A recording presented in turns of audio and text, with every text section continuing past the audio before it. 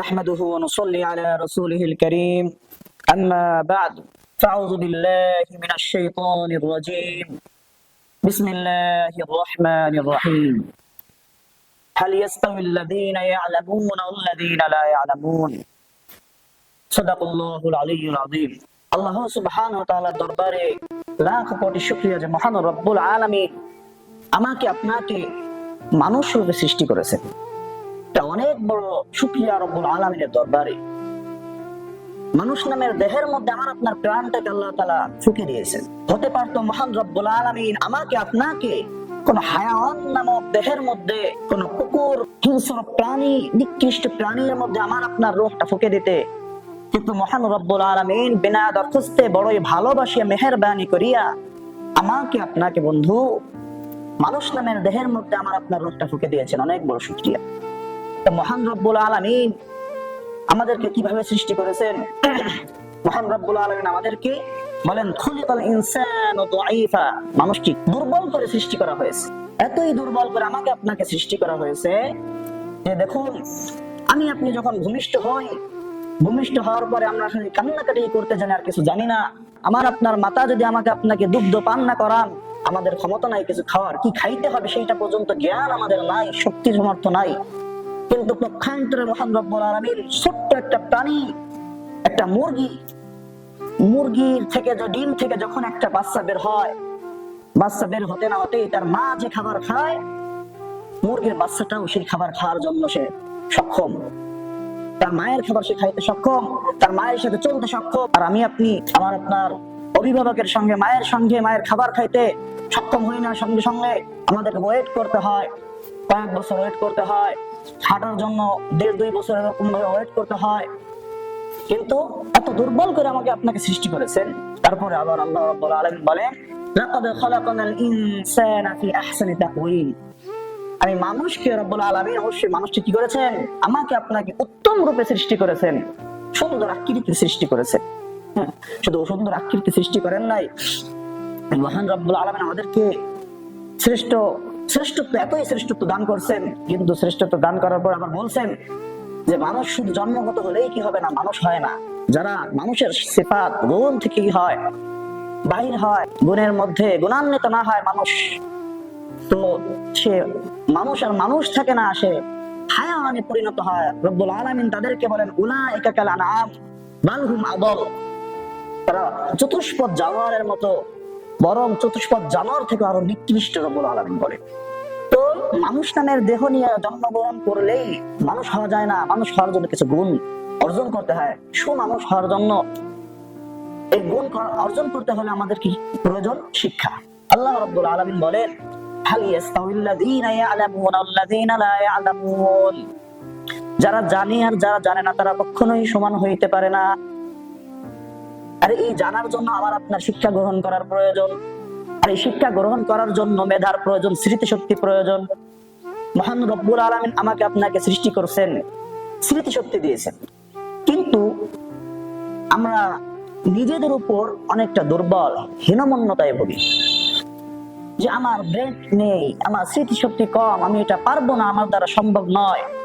আর এই মনের দুর্বল হলো সবচেয়ে বড় দুর্বলতা।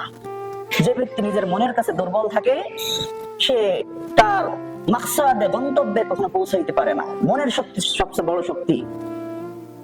মনের শক্তি, মনে যদি সাহস থাকে, হিমালয় পর্বত সেই সাহস দিয়ে জয় করা সম্ভব। সম্মানিত উপস্থিতি, আমি আপনাদেরকে বলবো যে মেধাবীকে, সে সম্পর্কে আপনাদেরকে কিছু বলবো। মেধাবী স্টুডেন্টদের মধ্য থেকে একটা ক্লাসে বিভিন্ন কোয়ালিটির, বিভিন্ন ধরনের ছাত্র থাকে। সেই ছাত্রদের মধ্যে থেকে সবাই 1 নাম্বার হয় না, সবাই 2 নাম্বার হয় না, কেউ 1 নাম্বার হয়, কেউ 20 নাম্বার হয়।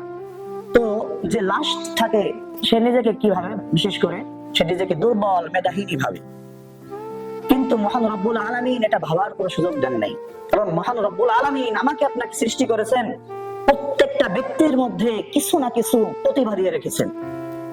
আর যে ব্যক্তির মধ্যে আল্লাহ তাআলা যে প্রতিভা দিয়ে রেখেছেন, যদি কোনো ব্যক্তি সেই প্রতিভার উপর মেহনত করে, সে বড় কোনো সফলতা অর্জন করতে পারে। ধরেন একটা ছাত্র প্রত্যেকটা ক্লাসে খুব ভালো সুন্দর পড়াশোনা পারে, প্রত্যেকটা পরীক্ষায়, এক্সামে, ইমতিহানে সে পূর্ণ নাম্বার, 100 নাম্বার পায়। প্রত্যেক ক্লাসে, প্রত্যেক পরীক্ষায় সে 1 নাম্বার হয়, তার 1 কেউ নিতে পারে না।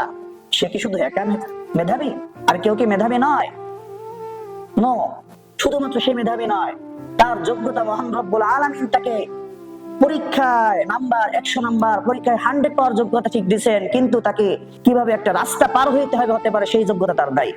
পক্ষান্তরে 1 নাম্বার শেষের যে ছাত্রটা আছে, ক্লাসের মধ্যে প্রত্যেক সাবজেক্টে যে ফেল করে, পরীক্ষায় যে প্রত্যেক সাবজেক্টে ফেল করে, মহান রব্বুল আলামিন তাকে হয়তো 1 নাম্বার হওয়ার যোগ্যতা দেননি, তাকে হয়তো পরীক্ষায় প্রত্যেক সাবজেক্টে 100 পাওয়ার যোগ্যতা দেননি, কিন্তু মহান রব্বুল আলামিন তাকে এই 1 নাম্বার রাস্তা পার হইতে দুর্বল ব্যক্তির মতো 100 জনকে চালানোর ক্ষমতা তাকে দিয়েছে।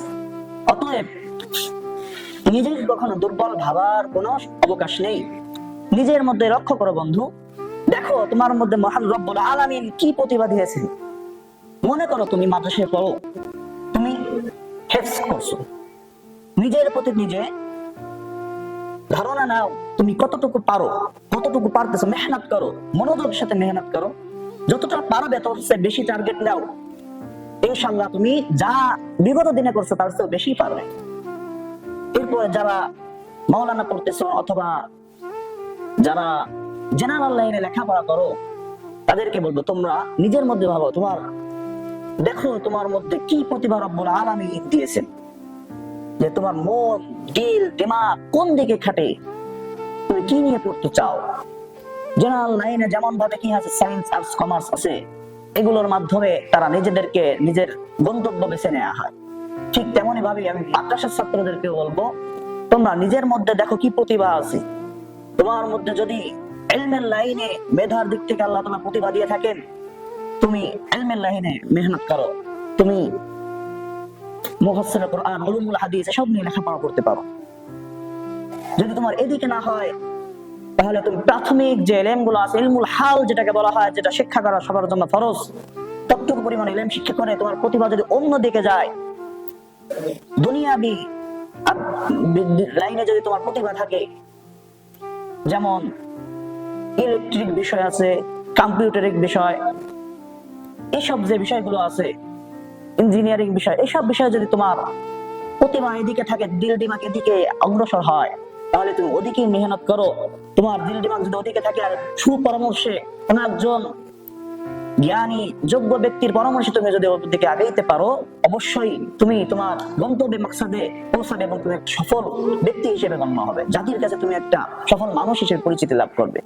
আর যদি তুমি নিজের প্রতিভা কোন দিকে আছে সেদিকে যদি লক্ষ্য না করে সামনের দিকে আগাইতে থাকো, তাহলে তোমার প্রতিভার কোনো শেষ থাকবে না। তুমি নিজেকে কিছুক্ষণ পর পর এক একটা ব্যক্তি হইতে চাইবে, নিজের মধ্যে বিভিন্ন ব্যক্তির পরিচয় পাবে, কিছুক্ষণ হইতে চাইবে আমি অলিপুরি হইতে চাই, কিছুক্ষণ পর ভাববে না আমি মামুনুল হক সাহেবের মতো হইতে চাই, কিছুদিন যাবে তখন না আমি তারেক জামিল সাহেব হইতে চাই।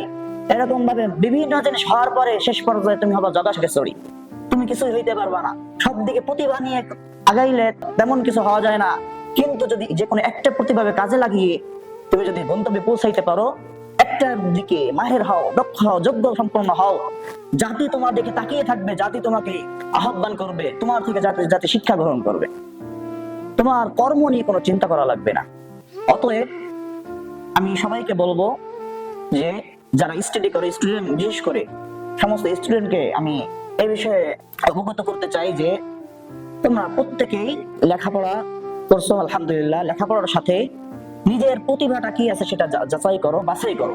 যাচাই বাছাই করার পরে যদি খুঁজে পাও প্রতিভা কি আছে কোন দিকে, তাহলে দক্ষ একজন জ্ঞানী পারদর্শীর সাথে পরামর্শ করো, পরামর্শ করে তোমার প্রতিভার দিকে আগাও। আমি বিশ্বাস, আমি তোমার জন্য দোয়া করব যে তুমি তোমার গন্তব্যে মাকসাদে পৌঁছাতে অবশ্যই সাকসেস হবে, কখনো তুমি বিফল হবে না। আল্লাহ তাআলা তোমার সহায়ক হবে, যেহেতু আল্লাহ তাআলা তোমাকে প্রতিভা দিয়ে রেখেছেন, আর তুমি যদি সেই প্রতিভা অনুযায়ী কাজ করে যাও, অবশ্যই তুমি মাকসাদে পৌঁছাবে। আল্লাহ সুবহানাহু ওয়া তাআলা আমাদেরকে প্রত্যেক ব্যক্তির ভিতরে যার যে প্রতিভা আছে সেটা যাচাই করা এবং সেই অনুযায়ী মাকসাদে গন্তব্যে মেহনত করে পৌঁছানোর তৌফিক দান করুন। ওয়া মা আলাইনা ইল্লাল বালাগ।